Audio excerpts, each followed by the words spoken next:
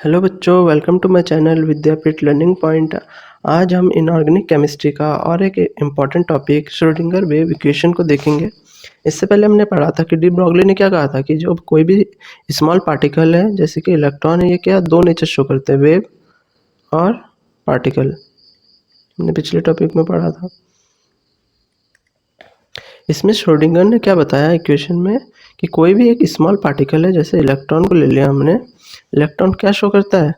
तरंग रूप में व्यवहार करता है, मतलब वेव नेचर को शो करता है। ये किसने बताया? श्रोडिंगर ने। वेव नेचर को शो करता है। आगे देखिए, इन्होंने इस नियम के लिए एक इक्वेशन दिया जिसे हम क्या कहते हैं? श्रोडिंगर वेव इक्वेशन कहते हैं।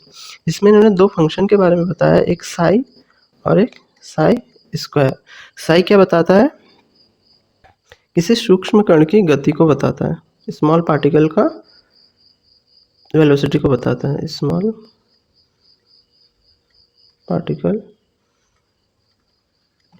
वेलोसिटी। और साइज क्या शो करता है?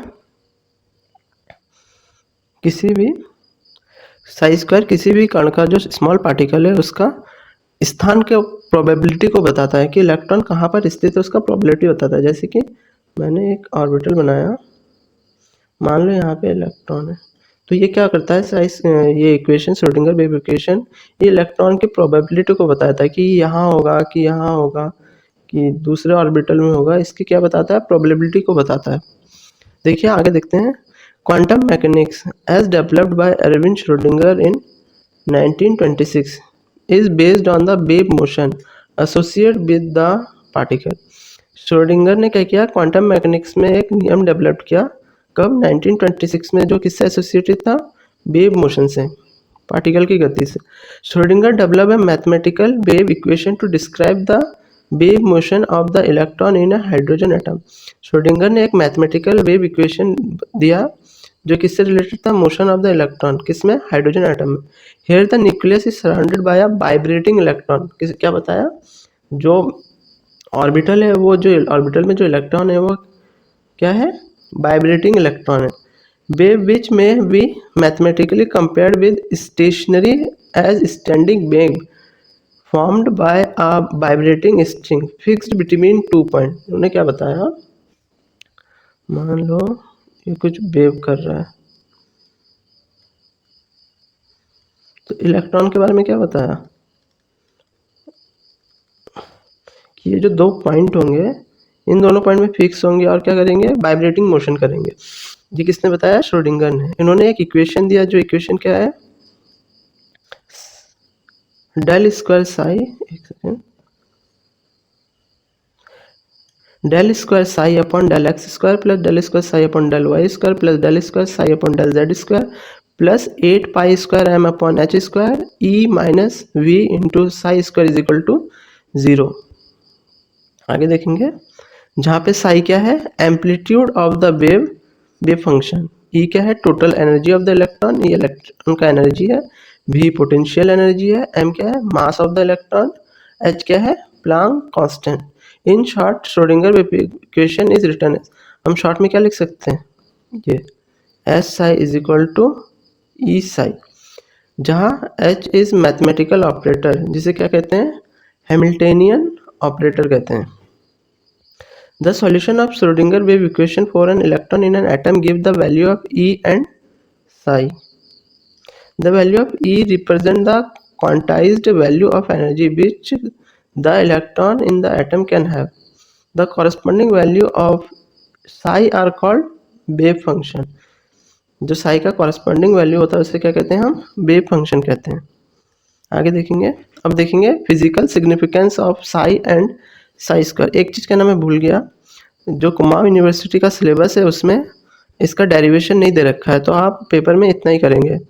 सिलेबस में डेरिवेशन नहीं है, तो इसलिए मैंने डेरिवेशन नहीं बताया। आगे देखेंगे significance.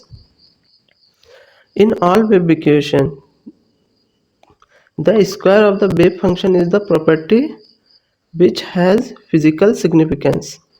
For example, in case of light wave, square of the amplitude of the wave of point is proportional to the intensity of light wave. Similarly, in electron wave motion, square of Sai square should represent intensity. क्या बताया, जैसे light wave में square of the amplitude किससे proportional होता है, intensity of light के, उसी तरीके से इलेक्ट्रॉन वेव मोशन में जो साई स्क्वायर है वो क्या रिप्रेजेंट करता है, इंटेंसिटी को रिप्रेजेंट करता है। According to uncertainty principle the position of electron can not be determine.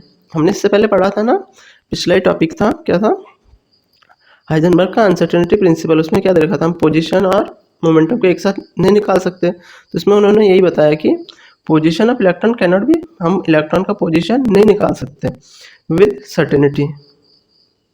जैसे ये एक ऑर्बिटल है, ये दूसरा एक ऑर्बिटल है, मान लो यहाँ इलेक्ट्रॉन है, यहाँ इलेक्ट्रॉन है, तो हम एकदम एग्जैक्टली नहीं बता सकते कि इलेक्ट्रॉन यहीं पे है या यहाँ पे है। ये किसने बताया था, श्रोडिंगर ने बताया अपनी इक्वेशन में। All we can say the greater the intensity of wave function at a particular point greater is probability. जितना ज़्यादा वेव फंक्शन का इंटेंसिटी होगा उतना ही ज़्यादा क्या होगा, प्रोबेबिलिटी होगा इलेक्ट्रॉन को ढूंढने का किसी भी पॉइंट पे। दस साई स्क्वायर में interpreted as being proportional to electron density. आगे देखेंगे,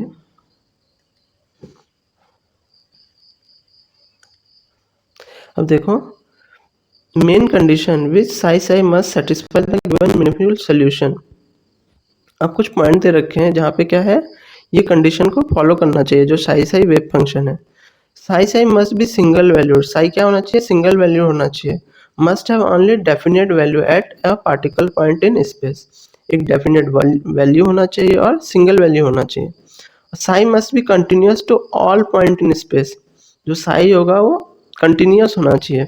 there must not be sudden change in the value of psi, और कंटिन्यूस तो होना ही चाहिए। जैसे ये मान लो इलेक्ट्रॉन है, इस पॉइंट पे ये घूम रहा है कंटिन्यूसली, ऐसा नहीं होना चाहिए कि यहाँ पे कहीं पे रुक रहा है या कुछ हो रहा है, ऐसा नहीं होना चाहिए।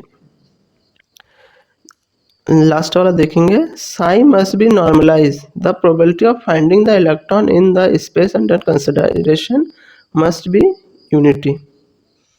आशा करता हूँ आपको समझ में आया होगा श्रोडिंगर वेव इक्वेशन और significance of physical significance of psi and psi square.